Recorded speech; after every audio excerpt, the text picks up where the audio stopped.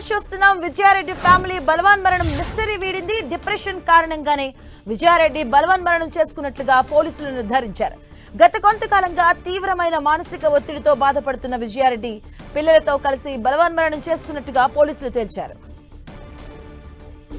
ఇదే అంశానికి సంబంధించిన పూర్తి అప్డేట్స్ మా కరెస్పాండెంట్ కిరణ్ అందిస్తారు. కిరణ్, అరవి చెర్లపల్లి తల్లి పిల్లల ఆత్మహత్య కేసు సంబంధించిన మిస్టరీ వీడినట్టుగా మనం చెప్పుకోవాల్సి ఉంటుంది. డిప్రెషన్ కారణంగానే విజయారెడ్డి ఆత్మహత్య చేసుకున్నట్టుగా పోలీసులు దాదాపుగా నిర్ధారణకు వచ్చారు. గడిచిన కొద్ది రోజులుగా రైల్వే పోలీసులు, స్థానిక పోలీసుల సహకారంతో కూడా ఈ కేసుకు సంబంధించి చాలా ఛాలెంజింగ్ గా తీసుకుని ఎటువైపు వెళ్ళినా కానీ ఎలాంటి ఆధారాలు దొరికిన పరిస్థితి కనిపిస్తుంది. ఇక తాజాగా ఆమె చనిపోయే ముందు, సూసైడ్ చేసుకునే ముందు ఫోన్ సంబంధించిన ఎవరెవరితో సంభాషణ చేసింది ఏంటన్నా కూడా వివరాలను ఆరా తీశారు. కానీ అందుకు సంబంధించి కుటుంబ సభ్యులు, తమ్ముడితో పాటు భర్తను కూడా అనేక కోణాల్లో విచారించిన తర్వాత గడిచిన కొద్ది రోజులుగా విజయారెడ్డి డిప్రెషన్ కు లోనవుతుంది. ఒంటరిగా ఉండడం కారణంగానే డిప్రెషన్ కి లోనై అందులో భాగంగానే తను చనిపోతే తన పిల్లలను చూసుకునేవారున్న ఉద్దేశంతో కూడా తల్లి, పిల్లలు ఇద్దరు కలిసి సూసైడ్ కు చేసుకున్నట్టుగా నిర్ధారణకు వచ్చారు. ఆమె కొంతకాలంగా మానసిక ఒత్తిడికి గురవుతున్నట్టుగా పోలీసులు గుర్తించారు. ఈ అంశానికి సంబంధించి లోతైన దర్యాప్తు చేశారు. మొదటి నుంచి కూడా తల్లి మాటలను ఇద్దరు పిల్లలు వినడం, పూర్తి స్థాయిలో ఆమె ఏం చెప్తే అది చేసే విధంగా వాళ్ళు ఉండేవారన్నట్టుగా చూసింది. తాజాగా అయితే మానసిక ఒత్తిడి కారణంగానే తల్లి పిల్లలతో కలిసి ఈ దారుణానికి ఒడిగట్టినట్టు గుర్తించారు. కానీ కొద్ది రోజుల క్రితం అనేక అనుమానాలు వ్యక్తమైన కానీ చివరికి రైల్వే పోలీసులు డిప్రెషన్ కారణంగానే విజయారెడ్డి తన పిల్లలతో కలిసి ఈ దారుణానికి ఓడినట్టు గుర్తించారు. ఇక ఈ అంశానికి సంబంధించి కూడా ఈ రోజు కానీ రైల్వే పోలీసులు మీడియా సమావేశం నిర్వహించి విజయారెడ్డి సూసైడ్ కి సంబంధించిన పూర్తి వివరాలను కూడా మీడియాకి అవకాశం అయితే ఉంది. కిరణ్, అంటే వాళ్ళ హస్బెండ్ కూడా మాట్లాడినప్పుడు కూడా మీడియాతో కూడా తను చాలా స్ట్రాంగ్ ఉమెన్, ఇండిపెండెంట్ ఉమెన్ అని కూడా ఆయన మాట్లాడడం జరిగింది. ఇప్పుడు డిప్రెషన్ వల్లనే తను చనిపోయిందని నిర్ధారించారు. సో ఏమైనా క్వశ్చన్స్ ఏమైనా రైజ్ చేస్తున్నారా వాళ్ళు?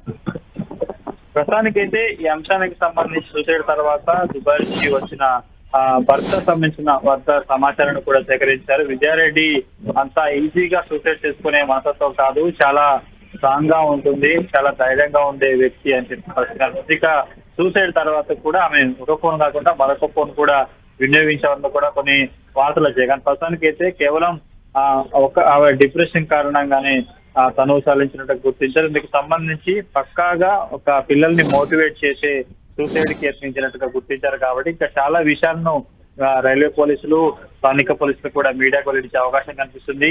30 తారీఖు చేసుకున్న సూసైడ్ తర్వాత కూడా అనేక కోణాల్లో తర్వాత ఇంటికి వచ్చడం, బ్యాంకు లావాదేవీలు, ఫోన్ సంబంధించిన సంభాషణలు, DCR కూడా పూర్తిగా కొంత వాటిని విశ్లేషించిన తర్వాత కూడా మానసిక ఒత్తిడి కారణంగానే విజయారెడ్డి తన పిల్లలతో కలిసి ఈ దారుణానికి ఒడిగట్టినట్టుగా ఒక నిర్ధారణకు వచ్చినట్లుగా తెలుస్తుంది. అంటే కిరణ్, ఫోన్ కాల్స్ కావచ్చు, వాట్సాప్ మెసేజెస్ కావచ్చు, ల్యాప్టాప్స్ కూడా అంటే వివరాలు సేకరించారు. అక్కడ ఎలాంటి వివరాలు అసలు వెలుగు చూసాయి? అధికారులు ఏం చెప్తున్నారు దీనిపైన?